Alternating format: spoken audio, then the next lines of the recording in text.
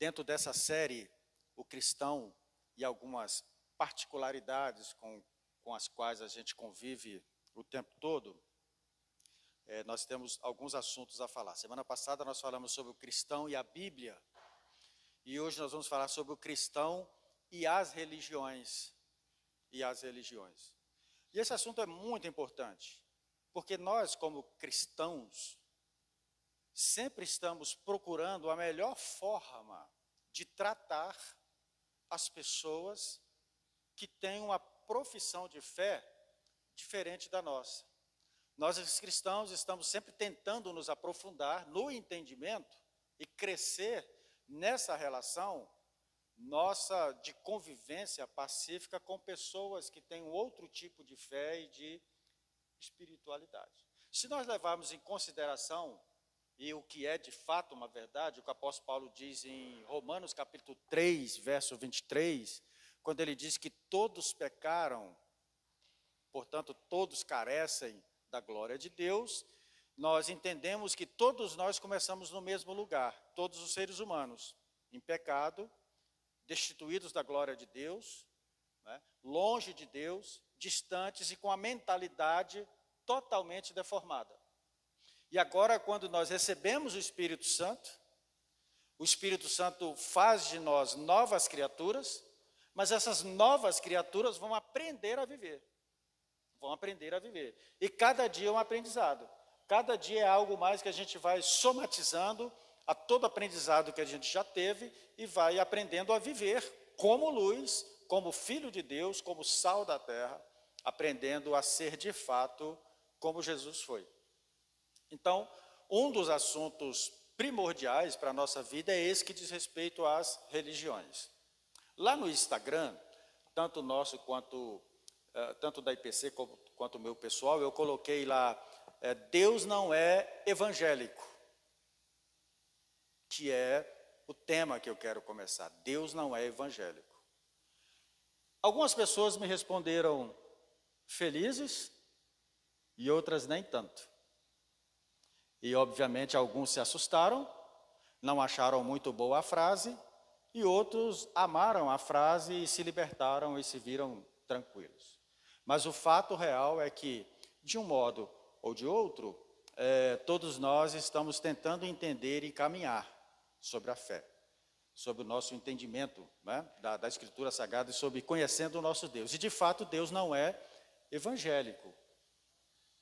O Desmond Tutu, que é um bispo africano que morreu recentemente, muito respeitado em todo o mundo, ele foi mais profundo, ele diz, Deus não é cristão. Porque essas nomenclaturas são nossas. Essas nomenclaturas, essas falas, essas sugestões que nós temos de identificar alguns grupos ou de selecionar, fomos nós que criamos. Inclusive o termo cristão não é um termo que foi cunhado por Jesus. Jesus não fez esse termo. O termo cristão, os primeiros cristãos, aqueles que seguiam a Jesus na Antioquia, que passaram a ser chamados de cristãos, foi a primeira vez que a palavra cristão aparece 3 vezes na Bíblia, mas a primeira vez era uma chacota. Chamar alguém de cristão era um xingamento. Ou seja, esses perseguidores aí, esses hereges, esses que estão seguindo esse Cristo, que largaram tudo, e aí começaram a chamar eles de cristãos, que na verdade são pequenos cristos, né, conforme várias traduções, aqueles que são seguidores de Jesus. Então, as pessoas começaram a chamar os outros de cristãos. Na nossa época, o termo ganhou outros significados diferentes, né? Para o nosso tempo, cristão hoje é uma palavra que engloba um número enorme de experiências espirituais, né? E às vezes a gente precisa entender isso direitinho. Mas eu não quero falar sobre o que é o cristão, a irmã Zeni já falou sobre isso para a gente na primeira aula. Antes de falar exatamente qual deve ser a nossa postura com relação às outras religiões, porque existem no mundo aproximadamente 10.000 religiões. Então veja que é uma coisa bem ampla, bem ampla. E eu, ao estudar sobre isso, estava me relembrando das aulas, talvez as aulas que eu mais dei na faculdade foi sobre religiões comparadas. E aproveitei algum material que eu já tinha para compartilhar com vocês. Eu queria trazer só inicialmente alguns pontos que eu considero importante aqui para a nossa reflexão. Qual é o cenário religioso mundial hoje? Só para a gente entender um pouquinho. Cerca de 84% das pessoas de todo o mundo se identificam com alguma religião. Então é um número muito expressivo. 84% das pessoas se dizem cristãos, ou melhor dizendo, não cristãos, mas se identificam com uma religião, professam algum tipo de rito, de fé, de atitude filosófica, religiosa. É um número muito expressivo da população. Um outro ponto importante, o cristianismo, somadas todas as vertentes dessas 10 mil ou mais que existem, continua sendo a religião com o maior número de adeptos. Então, mais de 2 bilhões de pessoas se dizem cristãos, né, do cristianismo. E quando a gente fala cristianismo, nós estamos falando de evangélicos, protestantes e católicos. Toda vez que a gente usa o termo cristianismo, estão presentes católicos e protestantes e evangélicos, e aí isso aí vai alargando. Tem muitas tendências nesse meio todo. É um número muito expressivo também. Uma outra informação importante, o islamismo, que talvez seja a segunda maior religião do mundo, né, possui 23% da população, é um número bem significativo. O hinduísmo também, que é muito significativo, possui quase que 15% da população, e o budismo, aí com os 7%, aí a gente pode somar talvez as 4 maiores religiões por número de adeptos que nós temos presentes no mundo hoje, né? E aí temos mais algumas religiões tradicionais, que somam 6%, outras religiões, e temos o judaísmo, com 14 milhões, que soma 0,2% de pessoas presentes. Só para a gente ter uma ideia disso. Os cristãos são os que estão na melhor distribuição nas diferentes regiões do mundo. Então, estão quase que bem distribuídos, né? 26% dos cristãos estão na Europa, 24% na América Latina e 24% na África. Então, quase que bem dividido aí a quantidade de cristãos que nós temos no mundo. Uma outra informação, muito bem, esse aqui é um mapa que eu gostaria que você prestasse atenção desde o início, para você entender. Ele vai mostrar um pouquinho da evolução das religiões, desde o início, antes de Abraão, e como elas foram evoluindo ao longo dos tempos. Vê se você consegue acompanhar. Olha aí. Aí as primeiras religiões, hinduísmo, 3.000 a.C., 2.000 a.C. vem Abraão, aí Moisés, aí inicia o judaísmo, eles conquistam Canaã, e aí nós temos hinduísmo e judaísmo como religiões principais.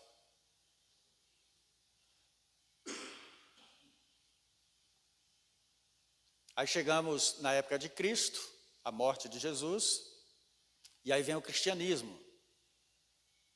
O cristianismo vai se expandindo nos primeiros anos, até o ano 570, hinduísmo e budismo, cristianismo estão ali tendo o maior número de adeptos. Depois vem o islamismo, 500 depois de Cristo, e aí tem um crescimento bem rápido. O mapa vai continuando, o cristianismo depois do ano 500 também, junto com o islamismo, começam a ser as maiores religiões em crescimento no mundo.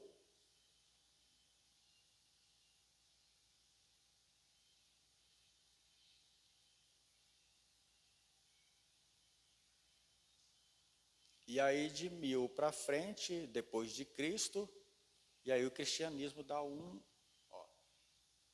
crescimento bem expressivo em todo o mundo. E aí esse mapa vai terminar mais ou menos assim, para você ter uma ideia de como as religiões foram crescendo no mundo ao longo dos últimos 5.000 anos. Então nós terminamos assim, a parte azul, cristianismo, quase que boa parte, islamismo, que é a parte verde, né? Hinduísmo ali amarelinho e o outro mais alaranjado, o budismo. Então essas terminam sendo as principais religiões com maior número de adeptos no mundo. Esse mapa também ajuda a gente a entender, olha, o cristianismo é o que está de lilás, então no mapa você percebe que há uma projeção muito grande, né? O islamismo está ali de verde e lá o hinduísmo, o budismo e outras religiões ali mais na parte da Ásia são essas que estão no topo aí quando a gente estuda as religiões. Muito bem. O fenômeno religioso, essa ideia da religião, ela está presente na vida de todo ser humano. O fenômeno religioso é universal. O homem é um ser religioso. E inclusive dentro da classificação dessa questão do ser humano, existe o homem religiosos, né? Que é esse homem religioso que tem um vazio e ele precisa de um Deus, tem um vazio nele que ele sabe que só pode ser preenchido por algo transcendental. Isso não acontece só na Ceilândia, em Vicente Pires, só em Brasília, só no Brasil. Isso acontece no mundo todo, qualquer lugar que você for.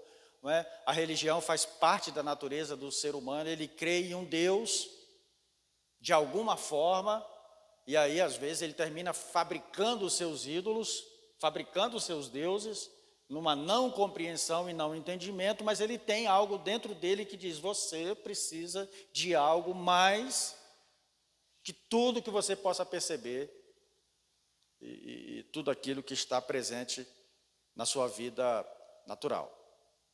Aí tem aqui alguns testemunhos, né? Eu acho que esse é o Cícero, que foi do século I antes de Cristo, o último século antes de Cristo, né? Ele diz assim, não há povo tão primitivo, tão bárbaro, que não admita a existência de deuses, ainda que se engane sobre a sua natureza, mas todos acreditam na presença de um Deus.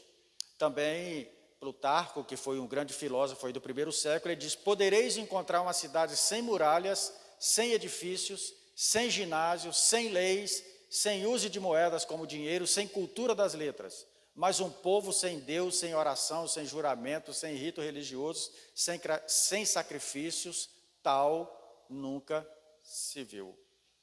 Então, essa questão do fenômeno religioso na vida do ser humano é muito presente, é muito forte, é algo fundamental na estrutura, né, na concepção do ser humano. O Jung, que é um psicólogo, né, psiquiatra, médico, ele diz que de todos os pacientes que ele tratou, né, durante quase toda a sua vida, a maioria do problema das pessoas tem a ver com a religação. Quase todos os problemas dizem respeito a esse religare, a essa necessidade de Deus, a essa necessidade de transcendência, né? E ele diz, ninguém está realmente curado enquanto não tiver atingido de novo seu enfoque religioso. Ou na nossa versão, seria, ninguém será curado de fato enquanto não nascer de novo. Ele está falando de modo médico, psicológico, mas o nosso bíblico seria esse. Então, todos os seres humanos possuem essa necessidade de um Deus, né, de servir a um Deus, de adorar a um Deus. E o que significa a religião? A religião é o religare, né, quer dizer, algo que estava ligado, foi separado e agora precisa ser ligado outra vez. Nós já conhecemos isso muito bem, não precisa parar aqui. Então, estávamos com Deus no jardim, ligado, aí nos desligamos com o pecado e agora precisa religar. Agora precisa religar. E daí vem a palavra religião, vem o termo religião. Muito bem, eu queria só passar esse início para a gente vir aqui para o ponto que é o fundamental para nós. Como os cristãos devem tratar as pessoas de outras religiões. Então vejam, eu quero falar sobre o cristão. Como o cristão deve tratar pessoas de outras religiões. E se eu fosse perguntar aqui, quem conhece alguma história, algum testemunho de uma situação em que você presenciou, de alguém não observando o direito da fé do outro? Talvez você tenha muitos testemunhos. Nós temos, por exemplo, um testemunho que ficou clássico no Brasil, quando um pastor de uma igreja X chutou um ídolo, como é que fala, gente? Uma imagem, muito obrigado. Uma imagem, isso causou um problema enorme, né? Porque essa imagem é elemento de culto de outras pessoas. Então se deu uma discussão muito grande, deu, né, um burburinho muito grande. E então, como é que a gente deve tratar essas coisas, né? Eu já contei aqui, já aconteceu, o pastor Herbert já falou, às vezes você vai a um sepultamento, e aí você chega lá, tem várias expressões religiosas naquele sepultamento. E aí você vai fazer um culto, aí alguém chegou antes e a pessoa está acostumada a acender velas, que é próprio daquela religião, daquele culto, daquela espiritualidade. O que você faz? Qual é o modo de tratar isso? Qual o modo de tratar as pessoas em relação a isso, né? Oi, irmã Amélia.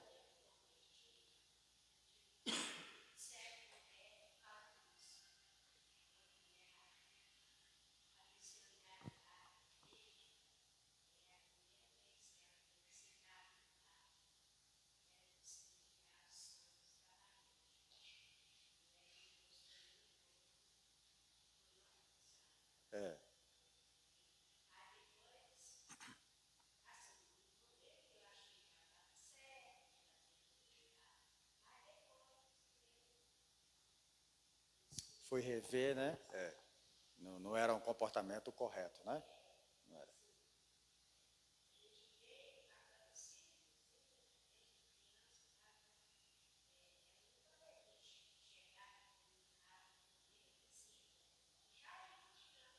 Sim.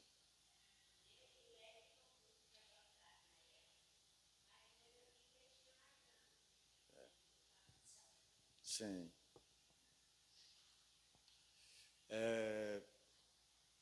Eu vou passar um vídeo pequenininho, eu queria que você prestasse atenção nesse vídeo. Eu acho que eu já passei alguma vez ele aqui, mas muita gente não estava aqui e vai poder assistir, porque é mais ou menos isso que acontece, o que acontece aqui nesse vídeo.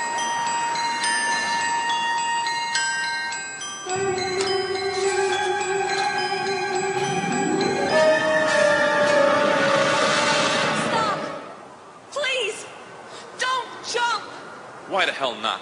There's so much to live for. Yeah? Like what?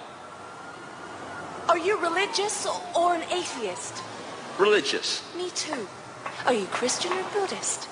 Christian. Me too. Are you Catholic or Protestant? Protestant. Me too. Are you Episcopalian or Baptist? I'm Baptist. Hallelujah, me too. Are you Baptist Church of God or Baptist Church of the Lord? Baptist Church of God. Me too. Are you Original Baptist Church of God or you Reformed Baptist Church of God? Reformed Baptist Church of God. Me too. Are you Reformed Baptist Church of God Reformation of 1879 or Reformed Baptist Church of God Reformation of 1915? Reformed Baptist Church of God Reformation 1915. Die, you heretic scum!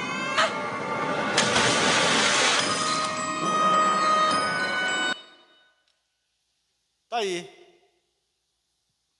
A nossa tendência natural é querer que todo mundo veja o mundo como a gente vê.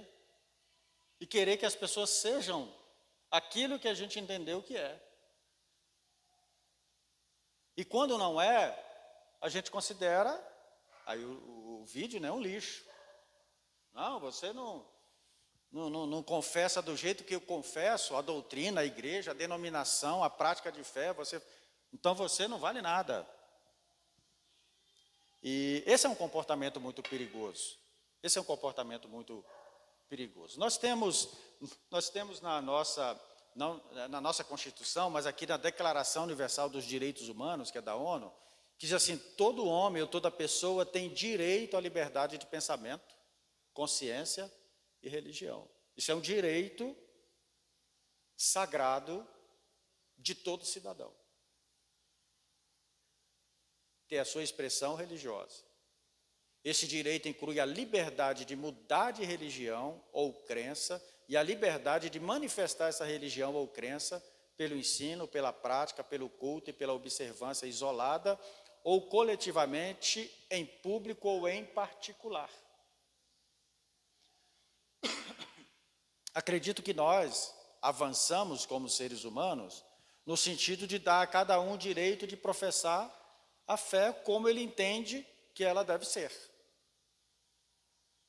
E o cristão, que está para além da declaração dos direitos universais, é importante, importantíssima, mas nós estamos ainda além, acima. Nós temos uma carta, nós temos uma palavra, nós temos um evangelho que é para além disso, para além disso. Então, qual é uma boa maneira para os cristãos compartilhar o evangelho com pessoas de diferentes religiões? Porque nós entendemos que estamos servindo ao Deus verdadeiro. Amém, irmãos? Nós estamos certos disso. Tem pessoas aqui que já estiveram em outro tipo de religião, que não o cristianismo. E quando você estava lá, você sabia e entendia que aquilo ali era o certo. E aí hoje você está aqui. E agora você descobriu que lá não era o certo, que o certo é aqui. E você está certo mesmo disso? E aí, quando a gente está certo disso, pela manifestação do Espírito do Senhor em nós, o que nós queremos? Que as outras pessoas também venham. Aí é isso que a gente quer para o cunhado, é isso que a gente quer para a sogra, nem todo mundo. É isso que a gente quer para os amigos, é isso que a gente quer para os colegas, é isso que a gente quer para alguém. Se eu descobrir que eu estou no caminho, eu quero que as pessoas que eu conheço, que estão próximas a mim, também venham para o caminho. Isso a gente chama de evangelizar.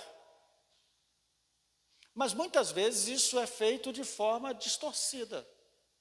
E ao invés de evangelizarmos e de fato trazermos as pessoas para Jesus, nós começamos a fazer proselitismo, que é destruir a fé do outro para poder fazer com que a nossa seja relevante. Então nós já vimos muitas coisas, pessoas entrarem por exemplo, irem em terreiros onde tem expressão de fé lá de alguém, aí derrubar tudo em nome de Jesus, pessoas passarem por ambientes onde as pessoas têm a sua prática de fé e maldizer, N comportamentos que às vezes as pessoas têm e querem fazer isso em nome de Deus. E Deus não está nesse negócio. Não é? Do afronta. Deus não está nesse negócio de você, porque a religião da pessoa, eu gostaria que nós gravássemos uma coisa muito importante aqui. Uma coisa é a religião que alguém professa, seja ela qual for, e a outra coisa é aquela pessoa com a sua fé. Então você não pode me pegar, eu que nasci num lar cristão, num ambiente pentecostal, uma Assembleia de Deus, e colocar junto com um rapaz que nasceu no Islã e foi criado ali dentro, e querer que nós tenhamos a mesma cabeça, a mesma concepção, as mesmas ideias. E aí pegar o outro e derrotar o outro, tentar anular o outro, porque eu considero que a minha é a certa, a dele está toda errada e ele não é digno da minha afeição, do meu afeto, do meu acolhimento, não é digno do meu respeito, não é digno da minha atenção. Isso eu estou colocando uma coisa longe, porque quando nós aproximamos isso para a roda da mesa, na nossa família, isso cria aspectos bem complicados. Às vezes na família você tem várias profissões de fé vários entendimentos sobre fé e religião dentro de uma própria família. E aí você senta à mesa para almoçar um dia de domingo, começa a discutir religião e dá mais briga do que acordo. Então, o que nós aprendemos com o Evangelho sobre isso, né? O que a gente pode, desculpem, irmãos, aprender e empreender na nossa fé sobre isso? Eu queria ler Atos capítulo 17, verso 22, com os irmãos, para a nossa meditação. Se você quiser abrir sua Bíblia e anotar, vai ser importante. Todos conhecem muito bem esse texto, quando o apóstolo Paulo foi convidado por alguns filósofos para falar sobre a sua fé no Areópago. O Areópago era uma casa, era um lugar de discussão teológica, era um lugar de discussão filosófica, era o lugar onde estavam os sábios, os entendidos, e o apóstolo Paulo estava pregando nas praças, pregando nas sinagogas, e eles conheceram o apóstolo Paulo e disseram: quem é esse tagarela que está aí pregando sobre outros deuses? Quem é esse camarada? E aí chamaram Paulo para uma discussão filosófica sobre religião. E aí eu acho muito interessante, aí diz aí, Atos 17, 22, então Paulo, levantando-se no meio do Areópago, disse: senhores atenienses, percebo que em tudo vocês são bastante religiosos. Olha só a forma como ele começou o seu discurso. Percebo que vocês são bastante religiosos, porque andando pela cidade e observando os objetos de culto de vocês, veja a observação, Paulo começou a andar na cidade e observou que eles tinham vários elementos de culto, várias formas de culto, várias imagens, vários deuses, várias representações de deuses presentes na cidade. E ele disse: eu observei isso e vi que vocês são bastante religiosos. E ele disse: eu também encontrei aqui no altar de vocês uma placa, né, ou algo que estava com a seguinte inscrição: ao Deus desconhecido. Aí o Paulo diz: pois é, esses que vocês adoram sem conhecer é precisamente aquele que eu lhe anuncio. Então veja como foi interessante. O apóstolo Paulo não atacou, o apóstolo Paulo não vilipendiou, o apóstolo Paulo não os questionou absolutamente nada. Vocês têm, eu vejo que vocês são religiosos, vocês são de fé, vocês são pessoas de fé, estão buscando, mesmo que tateando, mas estão querendo conhecer. E o Deus que eu quero que vocês conheçam é exatamente esse que vocês colocaram a placa nele aí, Deus desconhecido. É esse que eu quero anunciar. Então esse texto do apóstolo Paulo, essa fala, esse momento é muito importante para o nosso entendimento sobre o nosso comportamento com relação às pessoas. Eu não tenho que atacar ninguém sobre a sua fé, sobre o seu culto, sobre a sua manifestação religiosa. Eu apresento Deus, que às vezes ainda é desconhecido, que ainda é ocultado da mente e do coração de uma pessoa, né? Bom, então eu trouxe aí 4 pontos só de como o cristão deve se comportar diante de pessoas que professam outras religiões. Em primeiro lugar, respeite a decisão dos outros em acreditar no que acredita. Ah, mas só um adendo que eu gostaria de colocar. Se o que a pessoa está praticando como espiritualidade não defrauda a vida de alguém, porque se, por exemplo, eu assisti um filme recentemente de seitas, seitas, como se faz um líder de seita. E aí estava assistindo sobre uma seita que começou no Chile, e esse camarada começou a juntar pessoas a ele, juntar pessoas, e eles foram crescendo a seita, e chegou um momento que ele falou que para as pessoas, que é muito comum em seitas, né, as pessoas, para se purificar, tinham que ter relações sexuais, e normalmente, para se purificar, tinha que ter relação sexual com o próprio líder da seita, que é muito comum. E aí uma das adeptas da seita ficou grávida, e ele disse que essa gravidez era o filho do diabo. E aí todo mundo participando da seita, pessoas cultas. E aí ele falou, quando essa criança nascer, essa criança precisa morrer, porque ela é o diabo que está se levantando contra o aparecimento do Filho de Deus, da manifestação do Filho de Deus. E a criança nasceu e de modo muito, muito rude, porque ele foi para um mato com essa criança, com essa mulher, com esses adeptos, e aí depois armaram a fogueira e jogaram a criança dentro da fogueira. E a criança morreu como sacrifício. Como sacrifício. Isso é o caso de polícia, inclusive foi parar na polícia. E muita gente foi presa. Inclusive o chefe da seita. Mas quando não é algo que atenta contra a vida dos outros, não é, que seria um caso de polícia, não é? A gente respeita a decisão dos outros em acreditar no que acreditam. Eu não preciso ir lá e fazer, desrespeitar a pessoa, ser intolerante com a pessoa, discutir com a pessoa, brigar com a pessoa, não. Deixa ele no que ele acredita, que ele acha que é. A fé, que é o caminho, que é aquilo que o coração dele se dispôs a fazer, né? Nós temos aqui o apóstolo Paulo dando instruções sobre isso, quando escreve a Tito, capítulo 3, Paulo diz, não difamem ninguém, sejam pacíficos, cordiais, dando provas de toda a cortesia para com todos, pois nós também, no passado, éramos insensatos, desobedientes, desgarrados, escravos de todo tipo de paixão e prazeres, vivendo em maldade e inveja, sendo odiados e odiando-nos uns aos outros. Então, aquilo que eu disse no início, nós também viemos dessa condição. Então, nós temos que aprender a olhar para quem está nessa condição e respeitá-lo, ser tolerante, ser amável, ser cordial. Obviamente que, às vezes, não vai dar para caminhar com a pessoa, mas você pode se respeitar e ser cordial.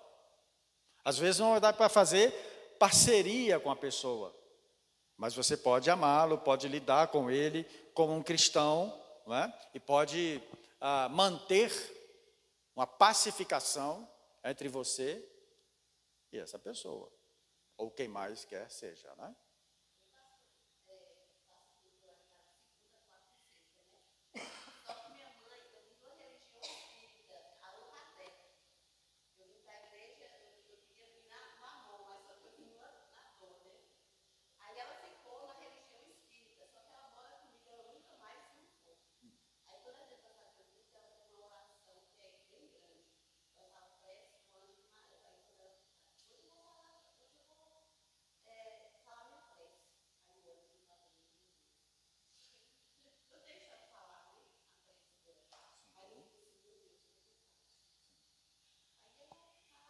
Deixa ela fazer a prece dela e a gente fica mesmo se fosse, a gente fica respeitosamente ouvindo. Eu estive, pastor Herbert, eu estive no sepultamento lá da sua sobrinha, né? Lá no Ibraslândia, que a gente esteve, pastor Herbert esteve lá também, e eu vi o pessoal, o padre fez a missa, lá do momento presente, e a gente ficou lá, participando da missa, e depois dois senhores que estavam lá começaram a fazer uma reza lá, Ave Maria, com o terço, né? E aí caminhou o terço todo, que é bem longo, né? Para cada coisa ele fez e nós ficamos lá. E aí quando ele terminou, eu pensei, terminou, aí o outro começou de novo o terço.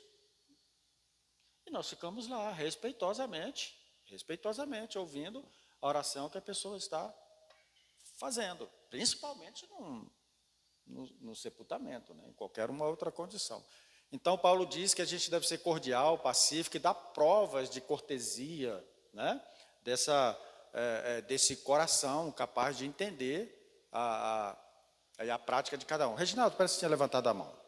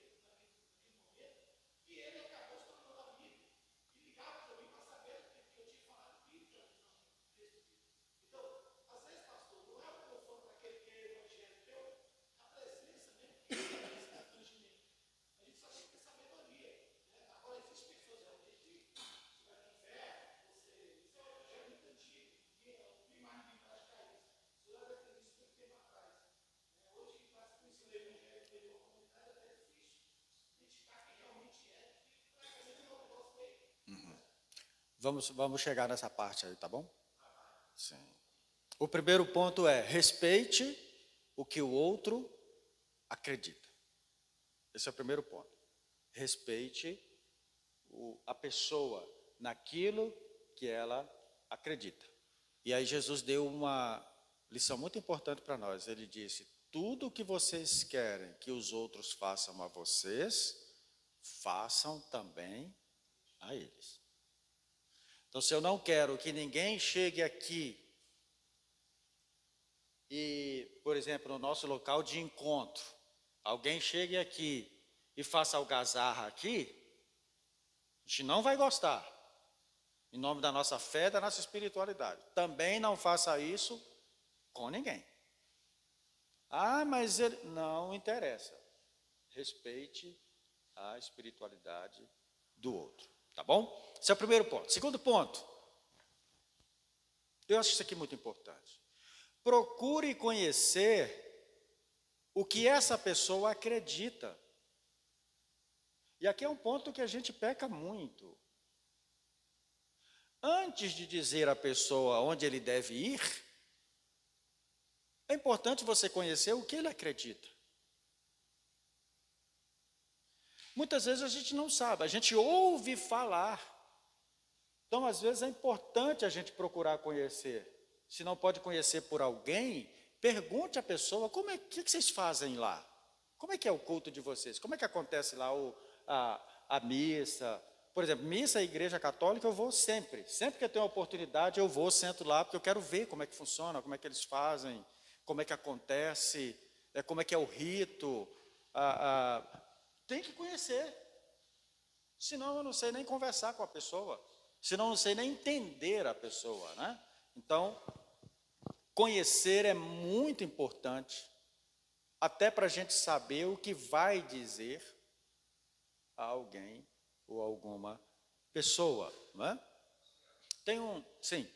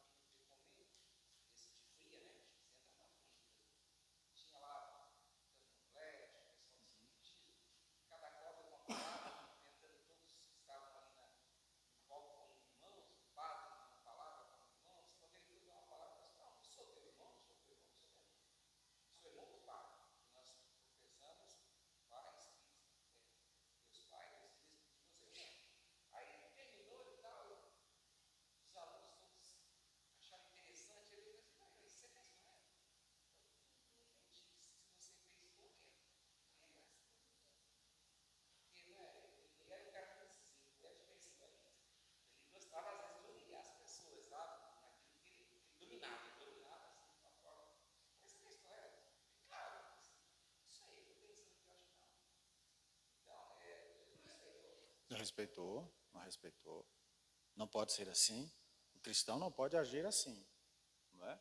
Respeitar. Como eu falei inicialmente, se não der para ter convivência, você respeita. Tem situações que não dá para conviver, mas dá para respeitar todo mundo, com dignidade, não é? Com amor e amar. Dá para amar e orar pelas pessoas também, né? Então, procure conhecer.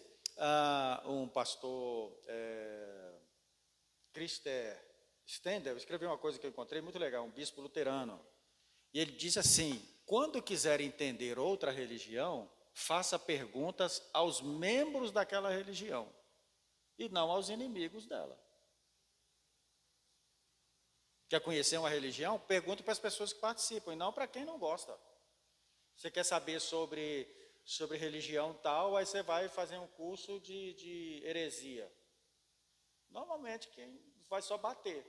Se você quer conhecer mesmo, tem que falar com alguém que conhece.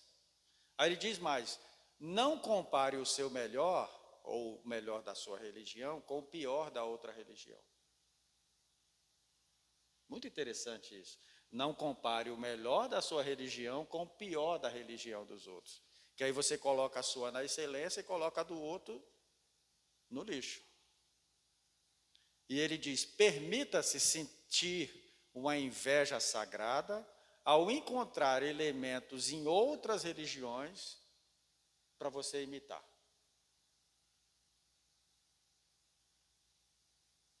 Uma coisa muito clássica disso é, por exemplo, os irmãos espíritas são bastante conhecidos por ação social. E aí, não, mas a gente não faz ação social porque a gente não é espírita. Oxente, vamos imitar. Porque essa parte faz parte do Evangelho. Faz parte do Evangelho. Não é? Então, mais ou menos isso. Terceiro, não tente vencer nenhuma discussão religiosa. Eu vou melhorar aqui. Não entre em nenhuma discussão religiosa. Aí, que a gente separe bem. Uma coisa é você falar sobre o Evangelho. Estou falando de discussão religiosa. Qual é melhor, qual é a certa, qual não é, qual... Porque aqui, eu nem vou entrar nesse parâmetro hoje, porque não é minha intenção. Mas o cristianismo, se nós formos atentar bem para o termo, o cristianismo também está dentro do pacote de religiões.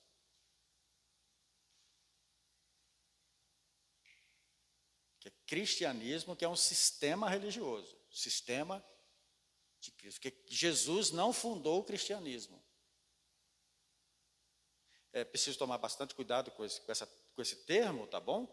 Porque ele identifica a nossa fé também, mas há muitas coisas dentro da terminologia, dentro dessa ênfase cristianismo, que dizem respeito a tudo aquilo que lá no século IV, quem me ajuda aí, que eu esqueci o nome dele agora? O imperador Constantino. Então, cristianismo não começou com Jesus, começou com Constantino no século IV depois de Cristo, como sistema religioso. Então, é um ponto também para a gente tomar bastante cuidado. Então, não tente vencer ninguém numa discussão religiosa, e eu vou dizer por mim mesmo, não entre nessa. Não vou falar nem religiosa, denominacional. Tá bom? Então, teve uma época que eu reunia bastante na minha família, todo domingo a gente almoçava junto.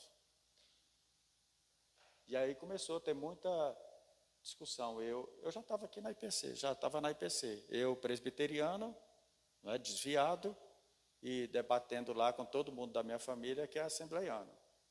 E aí ficava aquele negócio todo domingo, e eu falei, não está ficando legal, não. Não está ficando legal esse almoço de irmãos aqui, não. Parar com esse negócio. E aí paramos. Não era nem discussão, era só que aí ficavam os entraves. Eu creio nisso. Aqueles negócios que vocês já conhecem. É melhor não. Arruma outro assunto. Né? Fala de outra coisa. É bem melhor. Que você acaba o almoço, tira o prazer, o quiabo fica ruim, o churrasco fica queimado. É uma confusão. Então, não. Aí a pessoa coloca mais cheiro verde ainda, né? Por desviado.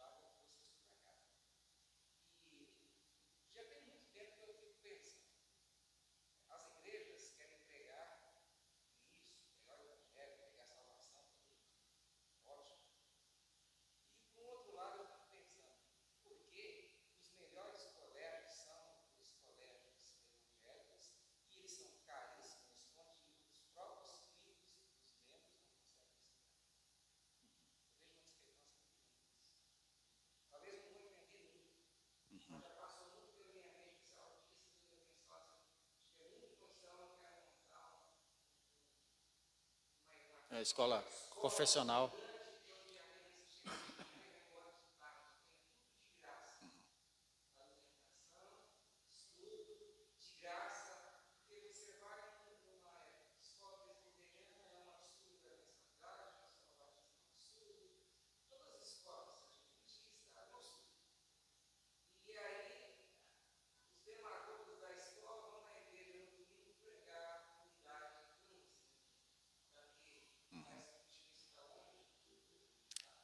Complicado. É a instituição, né? É o problema da instituição denominacional. Isso é um negócio muito sério. O Paulo disse uma coisa importante lá para o Tito e disse para mim e para você. Evite discussões tolas. Evite ficar conversando sobre genealogia, controvérsias e debates sobre a lei, porque são inúteis e sem valor. Não perca o seu tempo com isso. Não perca o seu tempo com isso. Isso é muito pequeno e só dá problema. Último lugar. Ajude as pessoas a conhecer e amar o Senhor. Aí sim, ajude as pessoas a amar e a conhecer o Senhor. Foi o que o Paulo fez. Eu vi que vocês têm uma fé muito grande. Só que eu quero falar de um Deus que vocês não conhecem. Dá para a gente conversar? Dá sim, apóstolo Paulo. E o Paulo faz um sermão lindo. Se você ler 17, o capítulo 17 de Atos todo, você faz um sermão lindo, falando sobre quando Deus não leva o tempo, isso é muito importante, Deus não leva em conta o tempo da ignorância. Cita o profeta deles. Porque nele vivemos, nele movemos, nele nós existimos.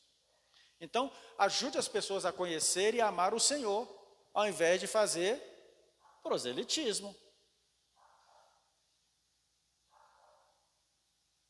Às vezes a gente quer só que a pessoa troque de religião. Era católico, agora é evangélico. Era budista, agora é católico. Era espírita, agora é não sei o quê. Fica essa troca de religião. Mas todo mundo sem conhecer o Deus verdadeiro. E conquanto seja muito importante, até certo ponto, as questões denominacionais, até certo ponto, no meu entendimento, questões denominacionais, mas há uma tendência muito grande em nós, por exemplo, como presbiterianos, querer que a pessoa seja um presbiteriano. E ser um presbiteriano não muda a vida de ninguém. Como ser um evangélico não muda a vida de ninguém. Como ser protestante não muda a vida de ninguém. Como ser defensor do pré-tribulacionismo não muda a vida de ninguém, ou do pós-tribulacionismo, ou seja, o que for não muda. O que muda a vida de alguém é o Espírito Santo. E aí aqui, irmãos, entra um ponto fundamental. Se o Espírito Santo não convencer uma pessoa, ninguém convence. Guarde sempre isso. Se o Espírito Santo não convenceu uma pessoa, não será você, nem eu. Só o Espírito Santo pode convencer o coração de uma pessoa. E se a gente quer que alguém seja convencido sobre o Evangelho, a primeira coisa que a gente tem que fazer é amar essa pessoa e orar por ela. E pedir ao Espírito Santo que traga clareza para o coração e para a mente dessa pessoa. Porque há pessoas queridas e amadas do nosso coração que nós gostaríamos que estivesse na luz, mas às vezes não estão. Mas a gente ora, clama ao Senhor, ama a pessoa, respeita e pede ao Espírito Santo para tocar no coração dela. E o Espírito Santo, irmãos, toca no coração das pessoas das formas mais diversas que você imaginar. O Espírito Santo, eu já vi tanta história, tanta coisa linda de alguém ser tocado pelo Espírito Santo nos lugares mais inusitados que você imaginar. E o Espírito Santo chegar e tocar no coração de alguém, e aquela pessoa se convencer de que ele é de Deus e deve viver para a glória de Deus. Então creia nisso, que assim como nós estamos aqui e fomos tocados pelo Espírito Santo, porque se tiver alguém aqui que não veio pelo Espírito,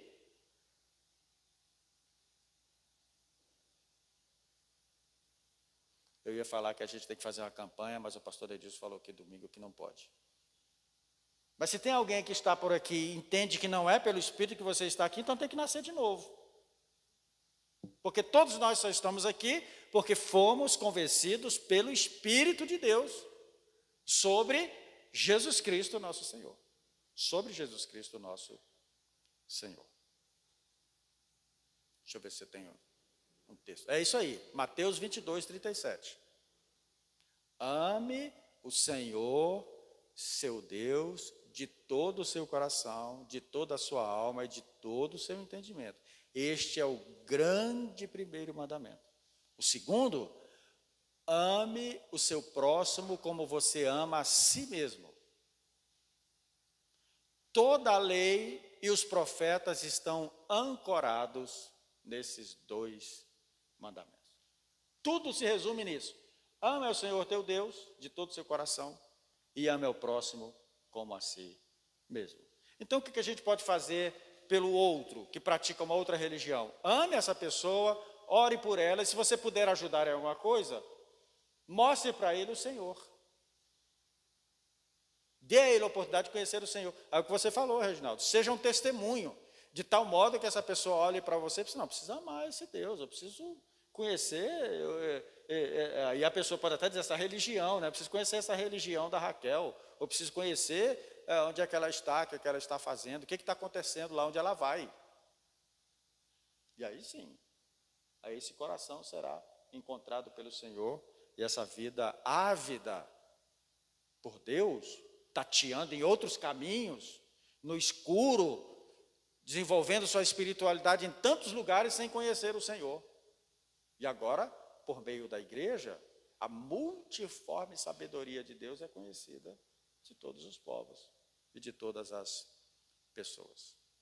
Termino dizendo, deveríamos apresentar Cristo não como um triunfo, não como o triunfo de uma discussão entre religiões, mas como a pessoa mais confiável, bela, importante e preciosa da história, e como nosso substituto desesperadamente necessário para todas as pessoas e amado do nosso coração. Apresentar Cristo às pessoas. Apresentar Cristo às pessoas. E aí, óbvio, que parte um desejo do nosso coração de que as pessoas que a gente apresenta Cristo, e elas recebem Cristo, que elas venham comungar com a gente. A gente sempre quer isso. E isso é um desejo genuíno. Mas nem sempre acontece isso. Ou na maioria das vezes não acontece isso. Mas o importante é que a gente está levando Cristo às pessoas. E o princípio de tudo é amar o próximo como você ama a você mesmo. E ele não falou assim, o próximo que é da sua igreja, né? Não é o próximo que é protestante, ou cristão, ou evangélico, seja lá o católico. Não, ame o próximo como a você mesmo. Esse é o mandamento do Senhor Jesus. E assim, a gente pode cooperar muito como cristão, para que diminua tantos problemas. Por exemplo, nós estamos aqui orando pela igreja perseguida o tempo todo. Por quê? Uma das razões é isso, que alguém não consegue entender a fé do outro, não consegue compreender que o outro pode exercer a sua fé, não é? Então, isso acontece, isso é real, isso acontece e é real. Então, que nós sejamos inspirados pelo Senhor, pelo seu Espírito, para que a gente possa, de fato, ser luz no mundo e que essas diferenças religiosas não seja para nós nenhum entrave nos nossos relacionamentos com amigos, com parentes, com irmão e com outras pessoas que a gente não conhece também. Amém?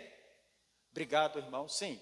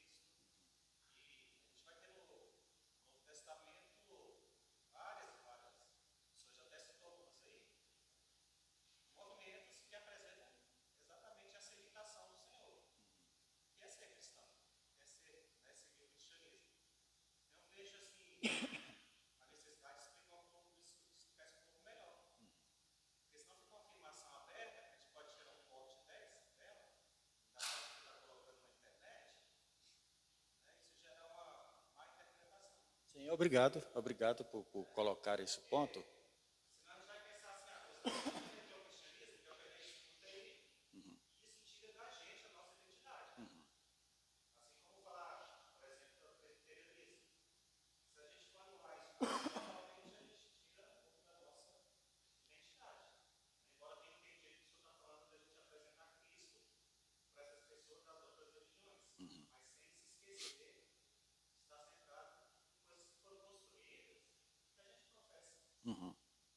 Essa questão do cristianismo é importante. O que acontece? Rapidinho aqui. O cristianismo caminhou os seus primeiros anos no encontro de irmãos e irmãs em casas, em lugares diversos. Não existiam templos, lugares sagrados, não existia nada disso. E é o Constantino, que era imperador romano, no IV século.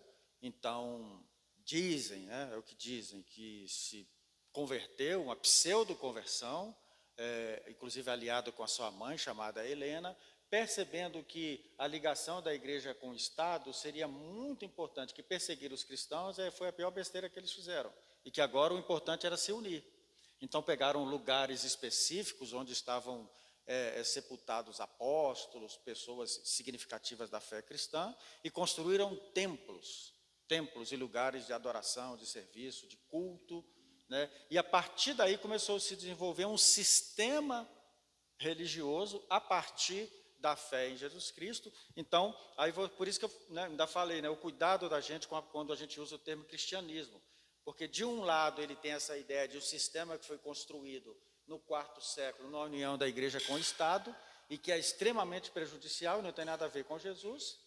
E quando a gente utiliza a palavra cristianismo para aquele movimento lá inicial, na pessoa de Jesus Cristo, que veio caminhando também até aqui, né? Então, esse é o ponto que a gente sempre coloca com bastante cuidado nesse aspecto, né? Mas o importante é amar o Senhor, seu Deus, de todo o seu coração, de toda a sua alma, de todo o seu entendimento, com todas as suas forças. O próximo como a si mesmo. E está resolvido tudo. Está resolvido tudo. Amém? Deus os abençoe. Vamos ficar em pé?